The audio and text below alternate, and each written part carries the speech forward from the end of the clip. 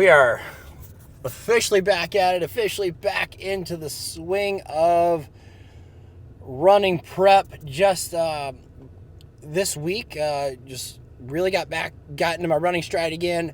My Not Dead Yet group, they are doing a daily mile challenge for the entire month. So that kind of was a really good catalyst to get me back, like thinking like practicing on my blade.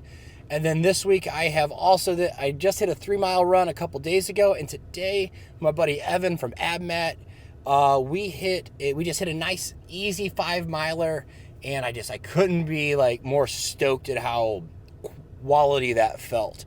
So like that's just, really cool.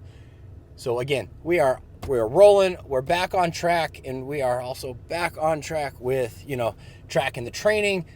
Got a coach that I'm going to be working with on this prep. So we're going to do an episode here coming up soon in the next 1 or 2, where we're going to outline the basics of making a plan. So if you're watching this and maybe you don't have the ability to bring on a coach, I am going to try and bring information on how to set up a plan.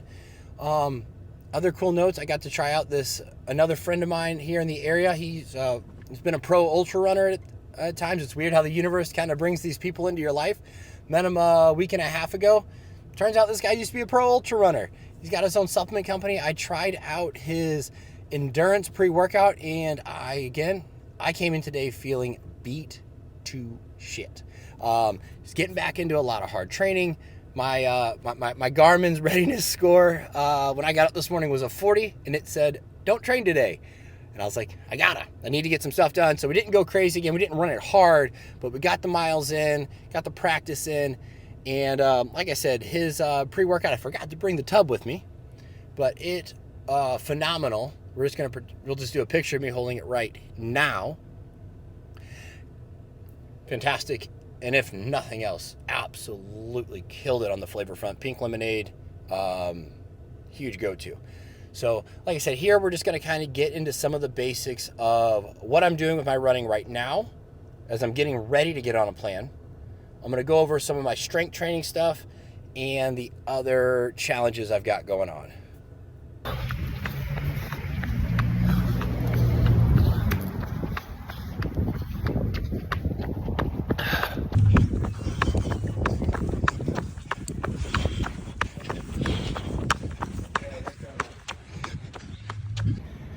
All right, we are all the way on a plan now. The plan is in action. Today was the first run, just a nice, easy 3-miler. And so like the basics of our run plan for right now, these first four weeks, we're just really trying to get a lot of time on feet. And there's not going to be a lot of like pace demand. Like I was told to run slow, almost painfully slow today. That being said, I got some amazing weather for it. But yeah, so 3 miles today. It's Tuesday. Thursday will be 4, same base run, which is this low pace run. And then we will get into a couple of longer runs on the weekend. Like we're going to do a 5 on Saturday and a 7 on Sunday. 7 will be my distance PR as an amputee, which will be pretty cool to hit. But for right now, like I said, just finish up this run. I'm going to go get in the cold plunge, get a little bit of recovery going, get a little mood boost. And I've got the rest of my day. I got some work to do. I got a couple personal training sessions with some clients with less leg, more heart. So a couple of the amputees that I get to work with.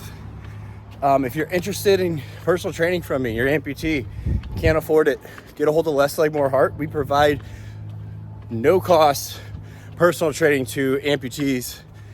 I couldn't be more proud that that's something that I get to use my day and use my remaining life with.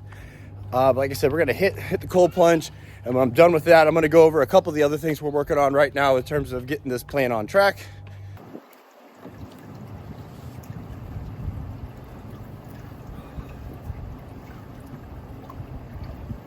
Cannot begin to express how much I absolutely love this thing.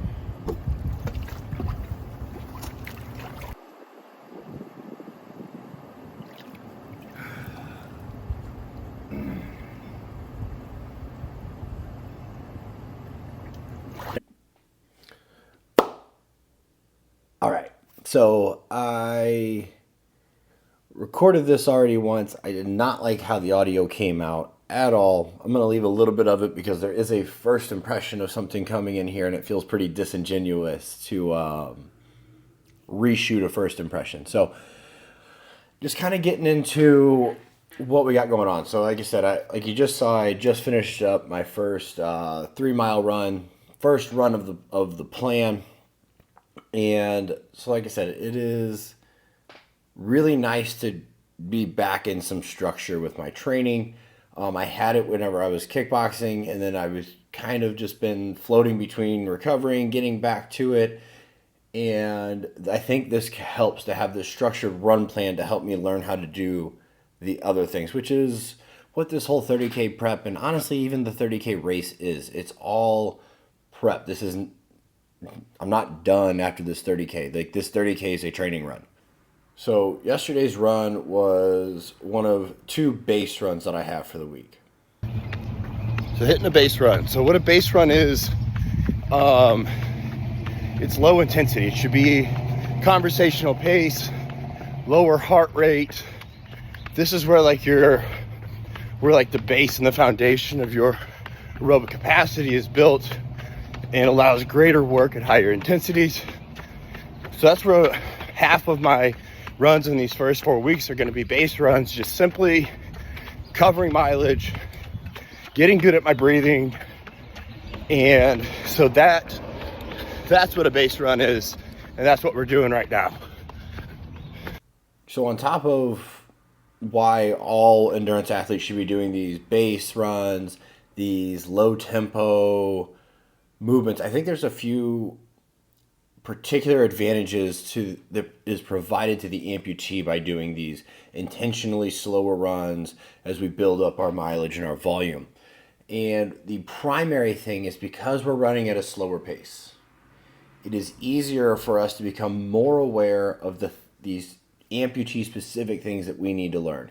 We need to understand what it feels like whenever sweat is becoming an issue, when we may have to actually press pause on the run, dry the leg off, and that sort of thing, or whatever other like issues that can occur, skin damage, skin breakdown, and that sort of stuff. Because we're running at this lower intensity, it should be easier for us to be aware of this and learn how to receive and listen to those signals.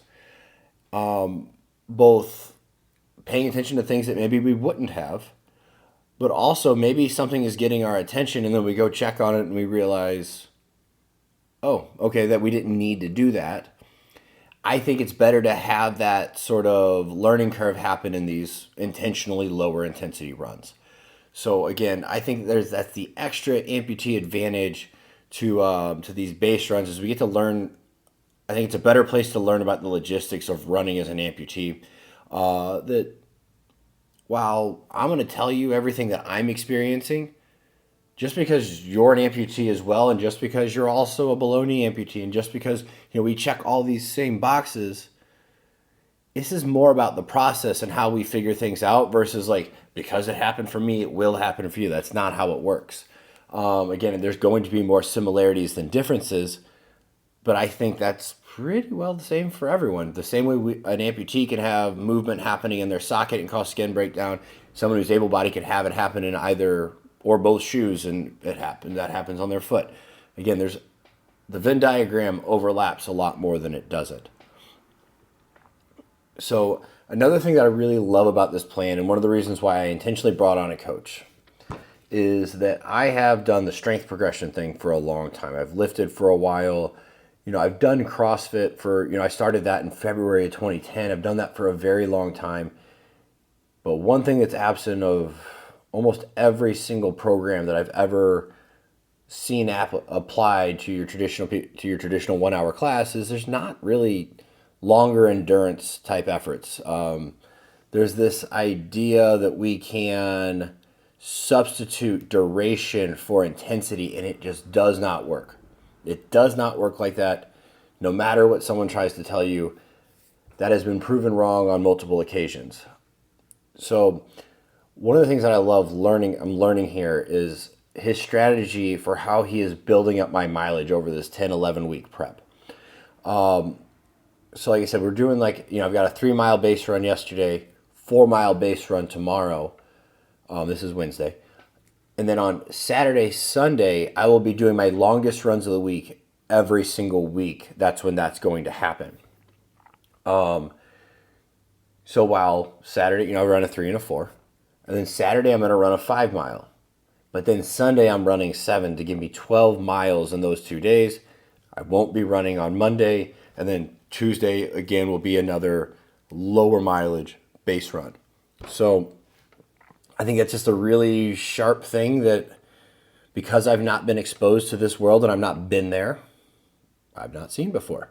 And I think it's also a really useful strategy that can apply to just about anyone. And if you've been in the endurance community, you may be sitting here thinking like, well, duh.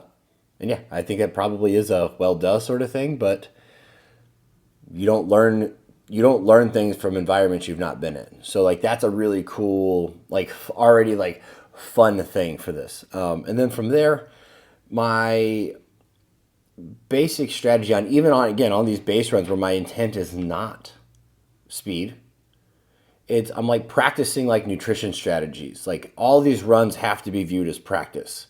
They are game day practice. It's not mindless. It's not effortless. We are practicing nutrition. I'm getting used to drinking while I run. I'm getting used to learning when I need to be adding calories. So any run I have that's going to be over 7 miles, I'm going to be carrying calories with me. And again, I'm learning what works for me, learning what doesn't. And again, just getting good at those basic strategies. So that's, I think, a really big piece of the puzzle. And then from there, we've got the nutrition and the strength training side of everything. From the nutrition side, this has been interesting coming off of my fight. One thing I learned in this fight camp that I kind of already knew, but every time we test it, we learn something. I learned that I'm a very good intuitive eater. I started the camp at 198 pounds. I weighed in at 184.4.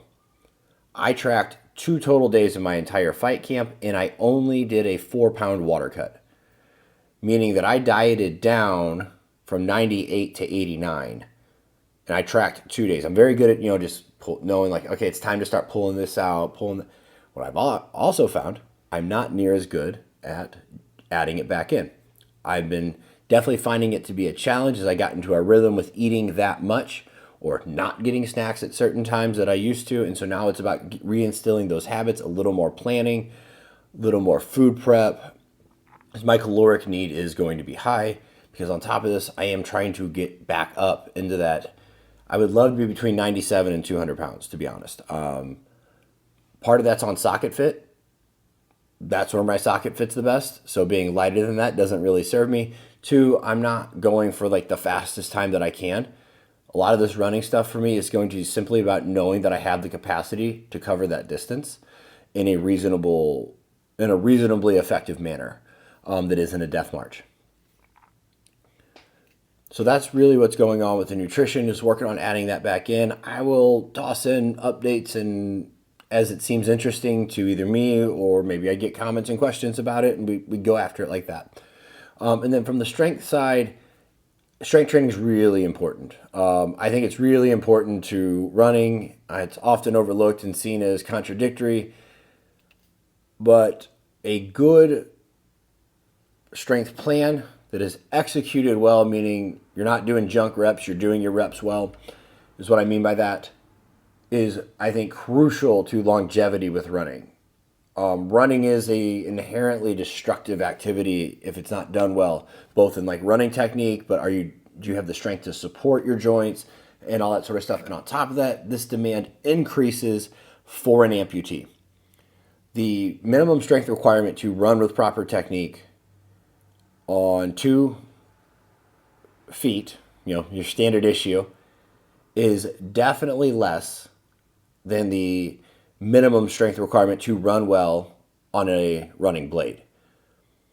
The comparison doesn't really matter because you're in the situation you're in, but I think it's an even more non-negotiable thing. On top of that, I'm not interested in selling out my strength for endurance. Again, my goal is to be able to cover this distance effectively, not set a world record on it. So that's a big piece of the puzzle. I'm strength training 3 to 4 days a week. Upper, lower, or I'm sorry, lower, upper is the plan. Especially, going into, my long runs are going to be on Saturday and Sunday. I don't want to be deadlifting on Friday. I don't want to be squatting on Friday. That seems unintelligent. So from there, it's going to be a squat focus on Monday with some accessories, probably a pressing focus on Tuesdays. Wednesday is going to be a hinge, total body, active recovery concept. And then Friday, I will be, upper body training again, especially on my lower days. I kind of like training this way anyway, but definitely for what I'm doing with the mileage, is that's going to be increasing. I'm probably going to be 3, 4, maybe 5 exercises total for a session. And if I'm getting into that 5 number or more, it's because the last couple are going to be like more bodybuilding style. They are going to be probably done with the blood flow restriction cuffs to allow me to get a little bit more effect with lighter loads, as well as I found that really actually goes a long way towards kind of flushing my legs out and making me feel better. So the only other note I have on the strength training is that I want to be clear that I'm by no means an expert for how to strength train to support and during a big run prep. I am learning this, especially if you're an amputee though, and you want to chat about what I'm doing. I have no secrets. Shoot me a message.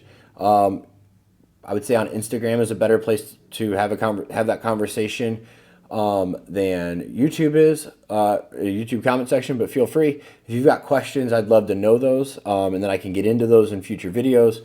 I'm going to have my coach on here on an episode or 2 at minimum, kind of discussing the plan, how to evaluate, adjust, et cetera.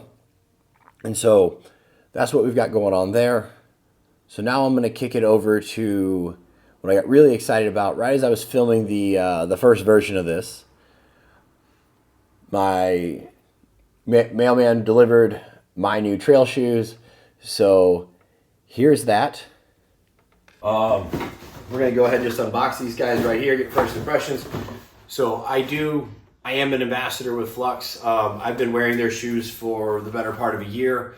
I wear their trainers, and I love the barefoot thing, and I think that, again, especially from the amputee perspective, more people wearing barefoot shoes is a very good thing. When I started running, I went ahead and picked up their runners, and I think by then, I don't know if I was an ambassador yet at that point, but I love the runners. I've gotten their waterproof runners, and now they finally put out a trail shoe, and I'm really excited about this because I just love how their other shoes have felt. So without any further ado, oh yeah. Yeah, these things are freaking sweet. I love that color. This looks so good. I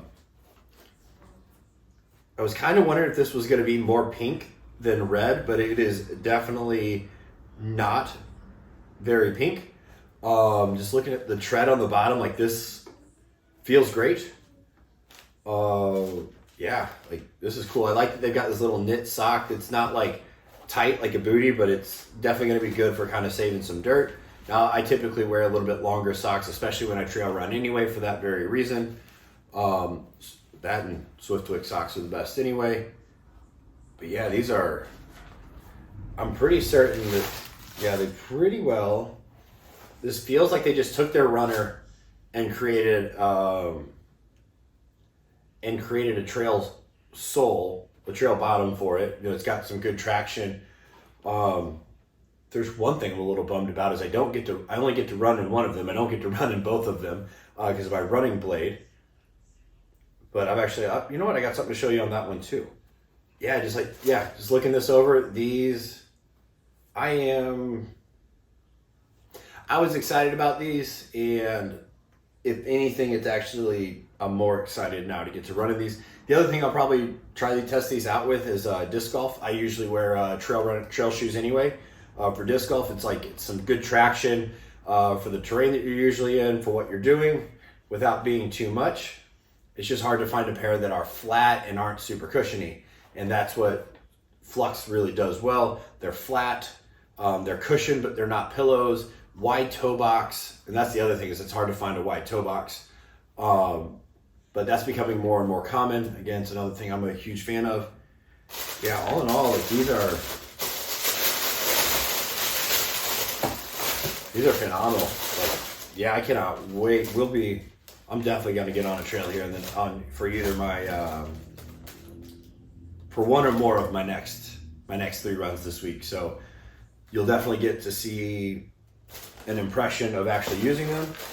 And then my homies at Levitate hooked it up, and so I've been working with them for just a little bit as well. I love what they're doing for the industry, and so they're running, or really not, they're not doing it for the industry, they're doing it for the amputees, which is what makes it special. Is most other companies are operating as an industry, and they're operating for the amputee exclusively, it seems.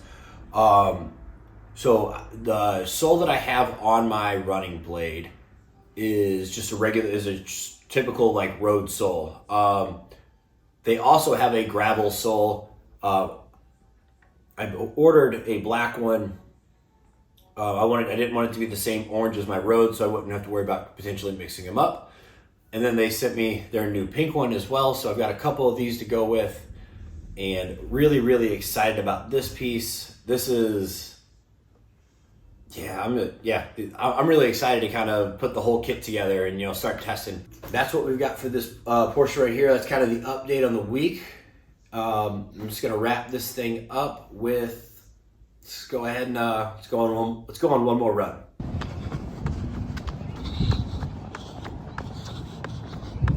Look at these clouds. Looks like we are trying to outrun a storm. What am I? Got about 2/3 of a mile left. We gotta get to getting. All right, we beat the rain. Doesn't sound like by much. So I'm looking, I can see the clouds moving quickly. I can hear thunder coming. So we're gonna wrap this thing up real quick. So like I said, just finished up my, there it is. A little bit, started to get the sprinkle, feels good. So I'm getting better at running slower. Average pace, let's take a look at this stuff. My average pace was 11:25, so I ran 4 miles in 45 minutes. It's not as fast as I can run, but that's as slow as I'm supposed to be running. Average heart rate 140. I think it was reading a little high early on. I feel like this thing always does that. Like, I get started, it says I'm at 70, and then it says I'm at 170, and I'm like, I know what 170 feels like, and it's not this. So average heart rate at 141. Nothing else particularly outstanding in terms of like stats to share on this one. Pretty stoked on that one. This will be the end of the episode. The next one will pick up on my long runs I've got this weekend as the rain begins to pour. I love it. So thanks for watching. Like, comment, subscribe. We are 10 weeks out or so from Bryce Canyon, and things are really starting to pick up. Let me know if you got any questions, but I don't know if this is picking this up, but it is now pouring, and I am going inside.